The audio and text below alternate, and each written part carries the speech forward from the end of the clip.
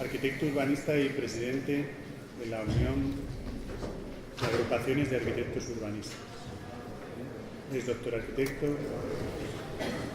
es profesor asociado en la Escuela de Barcelona y tiene un amplio currículum en la redacción y dirección de planeamiento y desarrollo urbanístico, territorial y sectorial.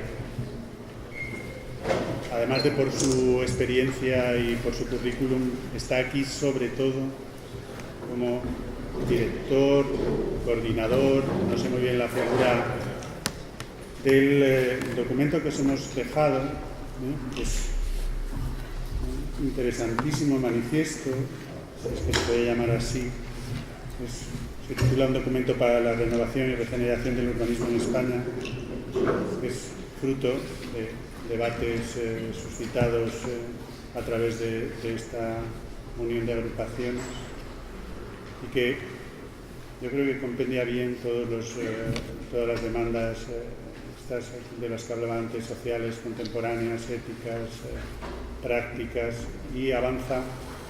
No es un documento que vaya a aportar así soluciones directas, pero sí avanza cuáles son las direcciones hacia donde tenemos que ir en la práctica profesional, en la gestión pública y en la actuación privada del urbanismo. Yo le doy la palabra. Muchas gracias, Fran. Buenas tardes.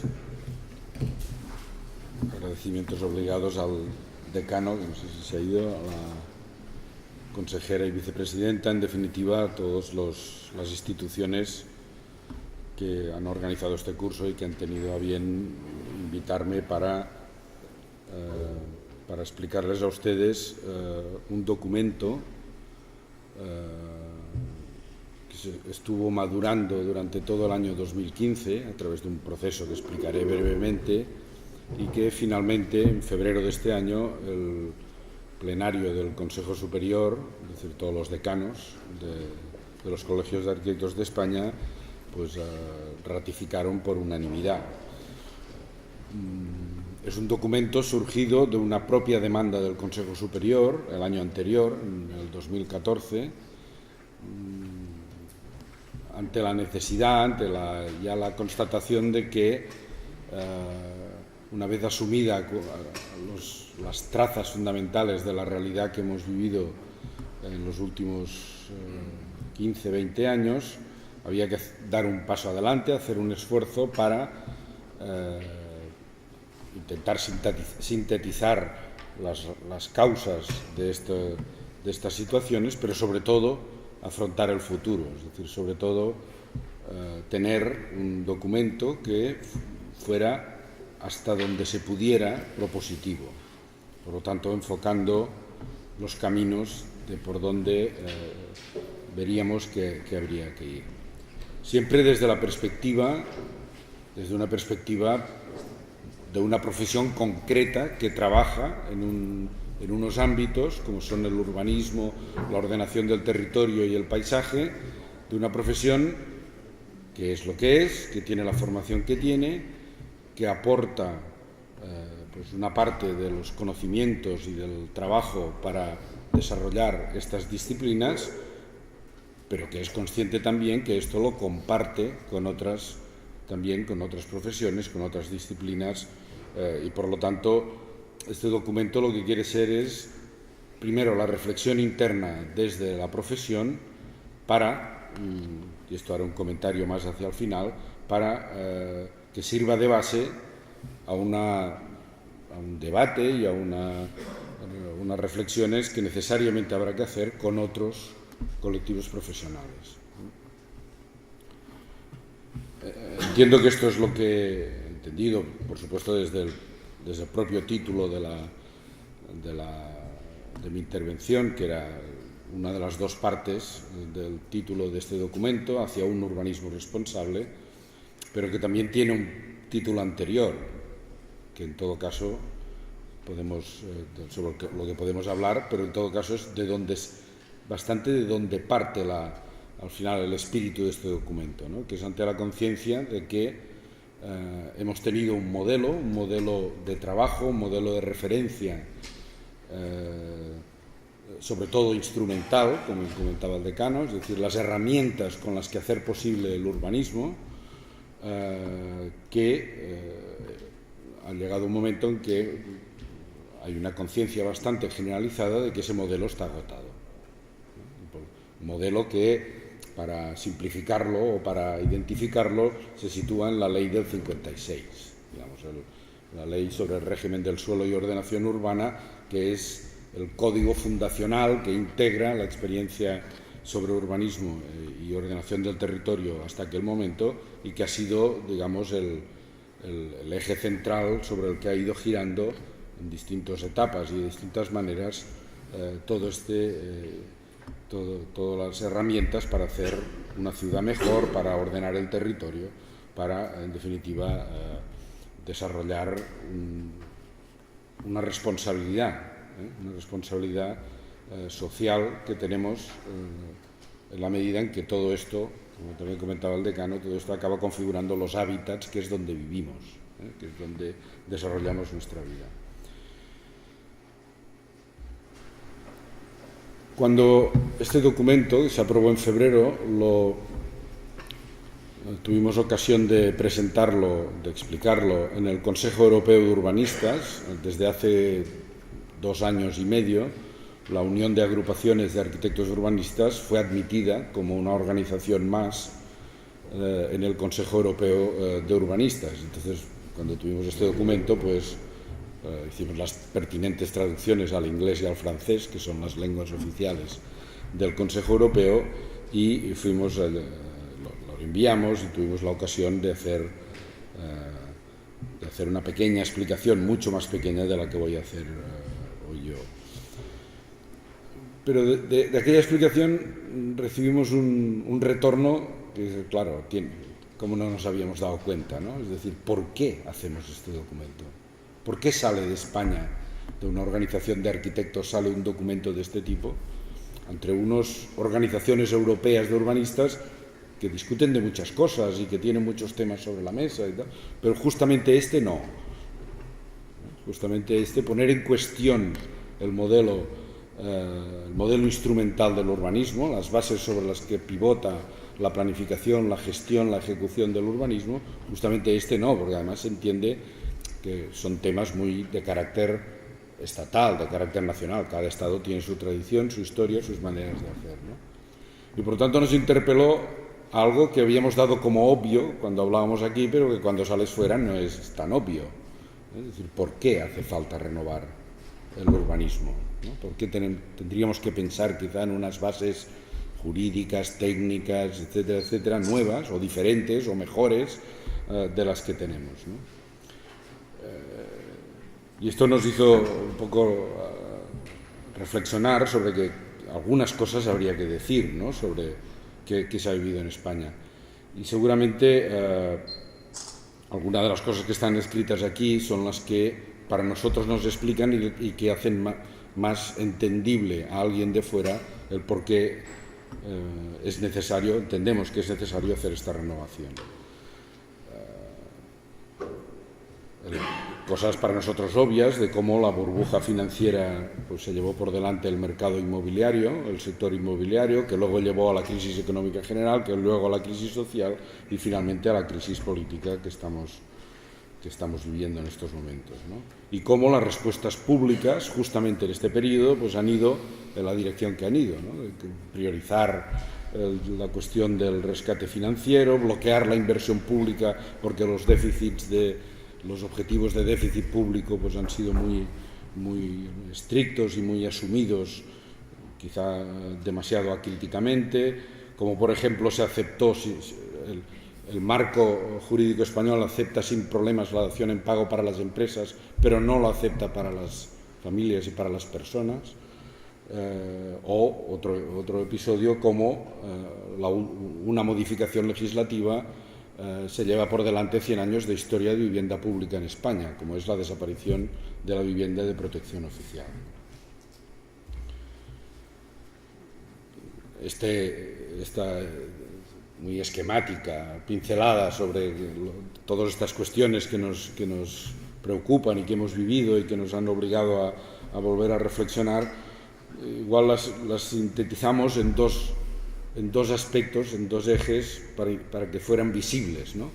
Uno es apoyarnos en un libro que seguramente conocen, de Julia Schultz-Domburg, que se llama Ruinas modernas, una topografía del lucro, que es una arqueología del desastre en proyectos especulativos, y seguramente un libro que es el que nos lleva, el que nos hace ver la desorientación disciplinar a la que hemos llegado, ¿no? Es decir, cómo es posible que hayamos llegado aquí, ¿no? Y el otro eje es la reacción que ha tenido la sociedad en términos generales, ¿no? La reacción reivindicando la participación, la movilización, la confrontación cuando en ocasiones se ha producido, o, por ejemplo, en el tema de la vivienda, como la visualización de una emergencia habitacional se ha producido desde los movimientos sociales, ¿no? Por tanto,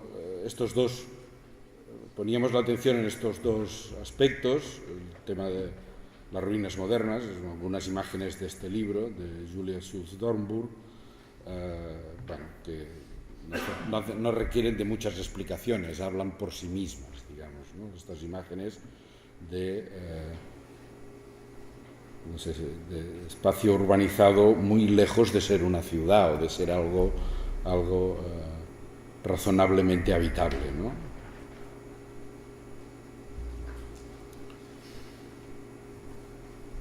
Es en este caso un proceso de urbanización en marcha que finalmente da la vuelta, hace el camino hacia atrás por razones ambientales, ¿no? Estas máquinas no están construyendo, sino que están deconstruyendo, desurbanizando.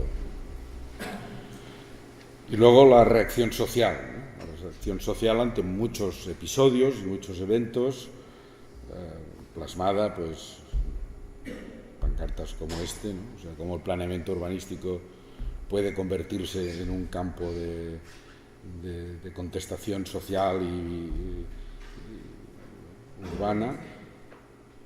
No hace falta recordar episodios que se convirtieron en emblemáticos, como el de Gamonal, ¿no?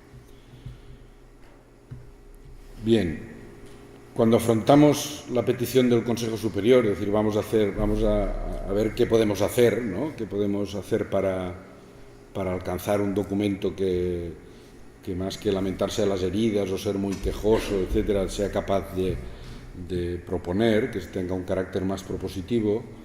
Empezamos a repasar algunos antecedentes, intentamos repasar el máximo de antecedentes en España de reflexiones de este tipo, ¿no? Y entonces nos encontramos o recopilamos, por ejemplo, un primer documento que era muy sencillo, que es del año 2006, promovido por los geógrafos, 2006, en plena burbuja inmobiliaria, en la que la Asociación de Geógrafos Españoles promovió un manifiesto por una nueva cultura del territorio.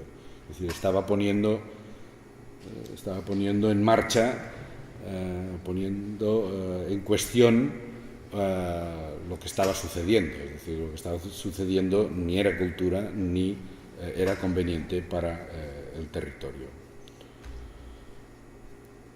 Por ejemplo, otro documento muy interesante, muy volcado sobre el tema de la sostenibilidad, en este caso hecho por la propia Administración, por el Gobierno de España, el Ministerio de la Vivienda, de 2010, la sostenibilidad en el planeamiento urbanístico español, donde se dicen muchísimas cosas. Es un documento que es muy rico en contenidos y incluso en matices, pero siempre muy enfocado desde la cuestión, porque así es lo que se pidió a sus autores, la cuestión de la sostenibilidad. Luego encontramos otras cosas, por ejemplo, el Colegio de Asturias pues llevaba tiempo trabajando en una reflexión en esta dirección, más o menos, y un grupo de arquitectos liderados por una arquitecta que en estos momentos está aquí presente y es decana del Colegio de Asturias, por Sonia Puente. Nos encontramos con un documento muy interesante de balance y reflexión sobre qué estaba sucediendo con el planeamiento urbanístico en el Principado de Asturias. Uno equivalente completamente diferente en Cataluña, un documento de alternativas hecho por una sociedad científica, la Sociedad Catalana de Ordenación del Territorio, en donde participaron casi 250 profesionales de todo tipo de profesiones, geógrafos, ambientólogos, biólogos, ingenieros, arquitectos, por supuesto. Un documento de alternativas sobre territorio y urbanismo. O también documentos muy interesantes de un debate del año pasado en San Sebastián, el Ágora 2015. Es decir, no partíamos de cero, había, ¿no?, esta petición del Consejo de intentar hacer un documento para el propio Consejo, por lo tanto para todos los colegios. No partía de cero, sino que no fue difícil encontrar toda una serie de documentos de referencia que sirvieron para hacer un primer balance del estado de la cuestión, ¿no?, en dónde estaban, en qué puntos estaban más concentrados los debates. Por supuesto, a nivel internacional, la cantidad de documentos que hay es muy larga, ¿no? La Carta de Salvaguarda del año 2001 de los Derechos Humanos en la Ciudad, que es europea, la Carta Europea del Urbanismo del Consejo Europeo de Urbanistas del año 2013, este es muy reciente, es del mes de abril de este año, la Carta Europea sobre Democracia Participativa en los Procesos de Ordenación del Territorio, y a nivel mundial todavía más, la Carta Agenda Mundial de los Derechos Humanos, que es la traslación de la Carta de Salvaguarda de los Derechos de la Ciudad Europea, o este documento que es también de hace un par de años, el guidelines, las directrices para la planificación urbana y territorial de ONU Habitat. O sea, ya nos vamos al nivel máximo de reflexión a escala mundial. Esto es lo que teníamos, es lo que teníamos entre manos y parece que es este, sí. Paso al siguiente. Lo que organizamos fue unos debates que se hicieron. Uno se hizo en Madrid, en el Círculo de Bellas Artes, organizado con el Club de Debates Urbanos, que es la organización más inquieta y más activa en estos temas en Madrid, y el otro lo hicimos en Cartagena, en marco de unas jornadas organizadas por el Colegio y la Agrupación de Murcia y nuestro propio encuentro anual, ¿no? Los debates los organizamos en dos ejes. Había tres, pero el tercero eran las propuestas, y esto ya tenía sentido en sí mismo. Eran dos ejes que eran los que nos intentábamos concentrar el conjunto de reflexiones y sobre todo de propuestas de cara al futuro, ¿no? El primero no era nada novedoso ni nada ingenioso, sino que era decir, bueno, ¿cuáles son los temas fundamentales a debate?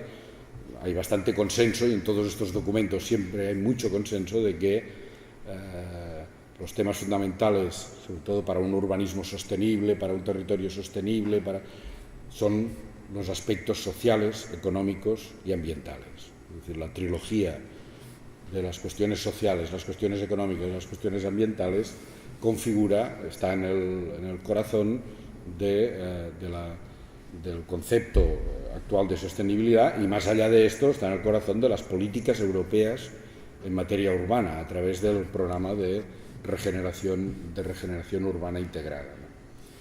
Por lo tanto, había que hablar un bloque de temas económicos, es decir, de economía, la economía de la ciudad y la economía del suelo, los aspectos sociales vinculados a las características de la ciudad, su evolución y sus transformaciones, y los aspectos ambientales. Para ello hicimos unas jornadas, no se piensen ustedes, jornadas continuas de 5 horas de debate, que no es, y con todo el mundo participando y debatiendo y aportando pues todo su saber y toda su experiencia, con unos, no eran conferenciantes, eran compañeros que hacían unas pequeñas introducciones para fomentar el debate sobre cada uno de estos temas, ¿no? Al final hubo bastante consenso de que este orden, porque se hicieron este orden, el debate económico, el debate social y ambiental no estaba bien, que había que empezar por el social. Habíamos partido del primero, porque en el fondo estábamos allí por cuestiones económicas, o sea, porque había sido el eje económico del urbanismo el que había reventado con todo el proceso reciente de la burbuja inmobiliaria, ¿no? Pero había consenso de que donde había que colocar el aspecto primario, el primero, seguramente el más importante, eran los aspectos sociales. Y el segundo eje de debates tenía que ver con qué podíamos aportar, qué aportábamos, qué habíamos aportado, se supone de bueno, lo de malo pues ya lo dejamos más en sombra, qué podíamos aportar desde la arquitectura, como arquitectos, en la planificación y gestión del territorio, en el proyecto urbano, y una reflexión sobre las nuevas técnicas, tanto técnicas de trabajo como los procesos, entre paréntesis, participativos en la toma de decisiones. Por tanto, un segundo eje de debate es más de reflexión del papel de los arquitectos y de qué instrumentos hemos dispuesto y cuáles deberíamos disponer para mejorar la eficiencia de nuestro propio trabajo, ¿no? Del propio trabajo profesional. Bien, el documento, no sé si todo el mundo lo ha podido, dispone de él, porque puedo extenderme mucho detalle o dar por sentado que el documento no sé si está repartido o no lo tiene. Sí, ¿en la sala? Ah, pero ahora. Ah, bueno, entonces no. Entonces ya mejor lo comento y luego ustedes se lo leen cuando quieran. En la presentación se explican algunas de estas cosas, pero también se hace ya un primer posicionamiento, es decir, de qué el documento después de qué va a hablar, ¿no? De qué cosas va a hablar. Y decimos cosas como, por ejemplo, que cuando nos referimos al urbanismo, o sea, cuando hablamos de urbanismo, o cuando hablaremos después, más adelante en el documento de urbanismo, nos estamos refiriendo a la regulación de los usos y los valores del suelo y a la proyectación de la ordenación urbana y territorial en el sentido amplio que ha tenido todo esto en España, en las diferentes escalas en las que se ha producido la planificación física. Quisimos dejar reflejado en el documento que de todas estas reflexiones y discusiones hemos sido conscientes de la diversidad de territorios, de dinámicas sociales y económicas y de formas institucionales existentes en nuestro país, más aún cuando el urbanismo fundamentalmente, desde el año 97, sabemos que es una competencia plena autonómica. Y los límites que imponen, los riesgos que comportan o pueden comportar formulaciones excesivamente genéricas. Pueden hacer formulaciones que están bien en lo genérico, pero que luego en el territorio concreto igual no se ajustan por las especificidades de cada territorio. No obstante, se ha procurado concretar el máximo posible para superar posicionamientos demasiado genéricos. Ya he comentado que se parte de asumir los tres pilares de la sostenibilidad en el urbanismo, la dimensión social, la dimensión económica y la dimensión ambiental, que son los ejes sobre los que se articula la actual política urbana 2020 de la Unión Europea, que se llama Regeneración Urbana Integrada. Se quiso hacer un énfasis muy específico sobre una cuestión que nos preocupa muchísimo, que es la coyuntura actual, la comprensión de que estamos en una época, luego volverá a salir la palabra, en una época de transición, pero hacíamos énfasis en el tema de la transición energética, es decir, de pasar de un modelo energético a otro en que la generación de energía para las actividades humanas por medios renovables y sus consecuencias tendrá consecuencias en la evolución y en las características de las ciudades, tanto sobre los espacios ya urbanizados, o debería tener consecuencias, y construidos, como sobre los futuros modelos de ordenación y edificación. Es decir, uno de los vectores que nos interpela más al proyecto concreto en cada lugar es el debate sobre las energías, ¿no? Sobre aquello que se traduce al final de, bueno, pero esto en términos de consumo de CO2, ¿qué supone, ¿no? ¿A dónde nos lleva? Reconocer, como ya he anunciado, la transversalidad del urbanismo desde el punto de vista de la multiplicidad de conocimientos, diversidad de profesionales necesarios para abordar una de las problemáticas más complejas de nuestra sociedad. Pero también señalar la capacidad acreditada de los arquitectos para participar, coordinar y a menudo dirigir los equipos técnicos que tienen la responsabilidad social de dar la mejor respuesta posible a los retos planteados. Es decir, sí, somos multidisciplinares, pero creemos que los arquitectos tienen un papel relevante en esta multidisciplinariedad. También decíamos, como presentación, que considerábamos que ante la fase en que estamos de evolución tecnológica es fundamental el acceso transparente a la información veraz disponible, imprescindible tanto para los procesos de diagnosis, prognosis, diseño de propuestas, implementación, evaluación de efectos y, si es necesario, la corrección de objetivos y su modificación. Todo esto tenemos tecnologías para hacerlo. De ahí es bastante fácil desprender una crítica al planeamiento que tenemos, ¿no? Planeamiento estático, cerrado, infinito en el tiempo, muy poco sensible a los cambios, muy difícil de adaptarlo, de irlo adaptando a la realidad, etc. También toda esta tecnología nos tiene que servir o debería servir para facilitar que esta información sea transparente, se pueda comunicar de manera interactiva, pueda ser comprendido por la ciudadanía y, por lo tanto, la participación que está emergiendo en estos temas, que son complejos, sea una participación real, es decir, basada en un conocimiento real para garantizar que la participación sea efectiva, es de frutos. El documento al final fueron 10 puntos que están sintetizados. Cuando a veces me han pedido explicarlo muy brevemente, pues bueno, con esto ya da para hacer una explicación breve, digamos, ¿no? Cuáles son los 10 temas en los que se quiso sintetizar un volumen mucho más amplio de razonamientos y de propuestas y de opiniones que en este tipo de procesos a veces no es fácil compaginar, porque, como es lógico y normal, en un debate amplio pueden aparecer opiniones contradictorias entre sí. Por lo tanto, la responsabilidad de haber seleccionado no se puede imputar a nadie más que a los autores del documento. Es decir, alguien que haya participado puede sentirse que alguna de las cosas que dijo no están recogidas aquí, ¿no? Estos 10 puntos resumen en una sola frase, digamos, los 10 argumentos esenciales de esta propuesta, una propuesta que se llama Propuesta de nuevas bases conceptuales e instrumentales para la renovación, regeneración del urbanismo en España. Ya sabía que con este título no iríamos muy lejos y teníamos que encontrar un título un poco más atractivo, ¿no? Y al final hizo fortuna de hacia un urbanismo responsable. Nos parecía que era mucho más entendible. El documento son estos 10 puntos.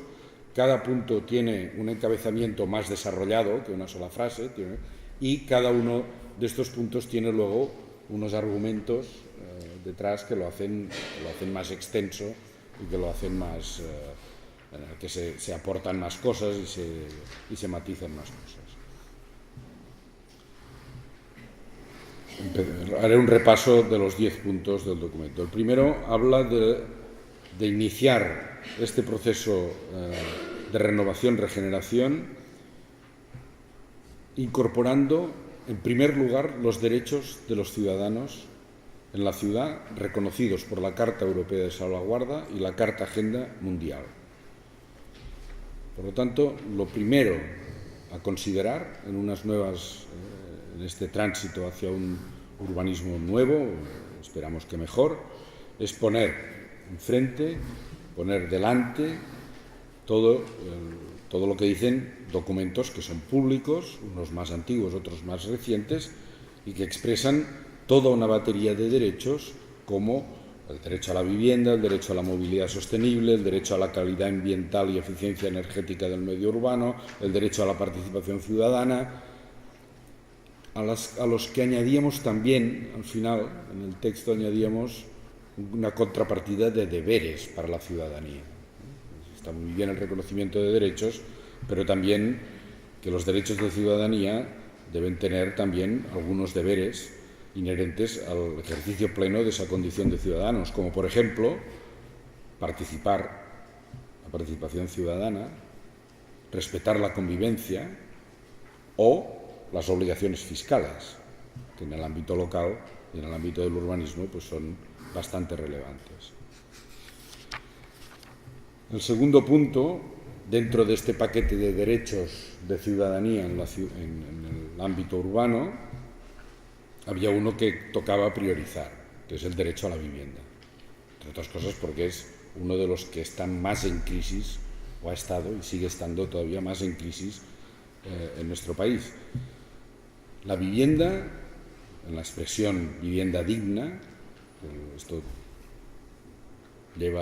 puede llevar a amplios debates sobre qué significa vivienda digna, y la calidad del hábitat urbano. Es decir, entender que la vivienda no es un objeto aislado, sino que se integra en un entorno, y la calidad de este entorno tiene que ver también con la calidad de la vivienda. Y que esta priorización se debe producir las condiciones para hacer efectivo este derecho, se deben producir estas condiciones. Entendíamos que el conflicto que ha surgido es porque ha habido una ruptura de un cierto pacto social entre el capital y la población, es decir, entre el juego económico de las fuerzas económicas y la ciudadanía. Ha habido aquí una ruptura que ha dado como resultado un cambio profundo sobre la demanda de vivienda y una escasez de viviendas asequibles. Los perfiles de la demanda han cambiado y los perfiles de la oferta, por supuesto, también. Y aquí se apuntaba también un aspecto que en algunas zonas, y de las zonas que yo vengo es en estos momentos, allí en Cataluña, en Barcelona, es un tema que es absolutamente, casi diría, la prioridad urbana número uno, que es la discusión entre las necesidades de vivienda de la población y otras formas de alojamiento de uso temporal. Es decir, el uso del stock de viviendas para otros usos que no son el de alojamiento de la vivienda y que fundamentalmente se traduce en lo que se llaman las viviendas de uso turístico, lo cual afecta también a todo el tema de los servicios, al uso del espacio público, a los equipamientos, infraestructuras, etc. El tercer punto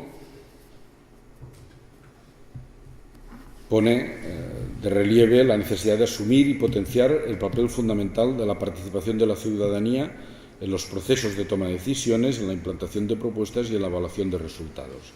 Este es un relato que ha venido para quedarse. Es un relato, no ha venido, ha vuelto a aparecer, porque ya estuvo en su día, ha vuelto a aparecer para seguramente quedarse de cara al futuro y que por lo tanto hay que asumir en los procesos de planeamiento, en los procesos de gestión, en la evaluación de esta gestión.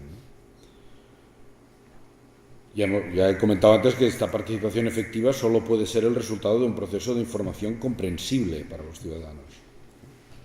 Por lo tanto, que la participación responde a una comprensión real de lo que se está discutiendo en el proyecto, en el plan, cosa que a veces no es nada fácil de hacer, no es obvio. Y es una comprensión necesaria para su implicación y su complicidad en las propuestas, y requiere de un esfuerzo de pedagogía por parte de técnicos e instituciones frente al ciudadano. Como arquitectos necesitamos conocer mejor y manejar más las herramientas de comunicación generadas por los nuevos entornos digitales, con la emergencia de las nuevas fuentes de información, se llama todo el universo del Open Data, los datos abiertos accesibles para todo el mundo y sus herramientas operativas, y nuevas tecnologías de apoyo a la toma de decisiones que están en marcha y que en algunos lugares están implementados y que nos parece que es una línea que hay que seguir en el futuro, que es lo que se llama Smart City, sino que nos parece un emblema de empresas tecnológicas que ha hecho triunfo, sino el Smart Urban Planning, es decir, tecnologías de la información que permiten, que alimentan la toma de decisiones, alimentan la evaluación, el seguimiento de las actuaciones y permiten la evaluación, no diré casi en tiempo real, pero casi, con lo cual facilitan un tipo de planeamiento, un tipo de urbanismo que se puede ir adaptando de manera muy continuada a la realidad. Esto no es ninguna futurible, esto las grandes empresas y las grandes corporaciones ya llevan décadas haciéndolo. La planificación de desarrollo de una corporación multinacional, la toma de decisiones la hacen en base a todo un conjunto de variables y herramientas informáticas que les permiten visualizar cómo están yendo las cosas para establecer las estrategias y corregirlas sobre la marcha. O sea, esto no es un futurible, se trata de aprender, de entender el sentido de estas tecnologías y de aprender a usarlas y a implementarlas, ¿no? El cuarto es un tema duro, ¿no?, que tiene que ver con la tradición en nuestro país de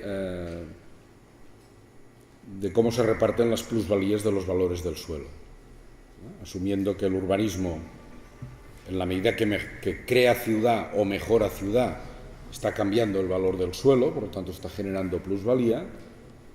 ¿Quién se queda esta plusvalía? El modelo español es un modelo, a diferencia de muchos otros modelos europeos, es un modelo que descansa en la confianza de que, a partir de que la propiedad del suelo asuma esta plusvalía, será la propiedad del suelo el motor del proceso de urbanización.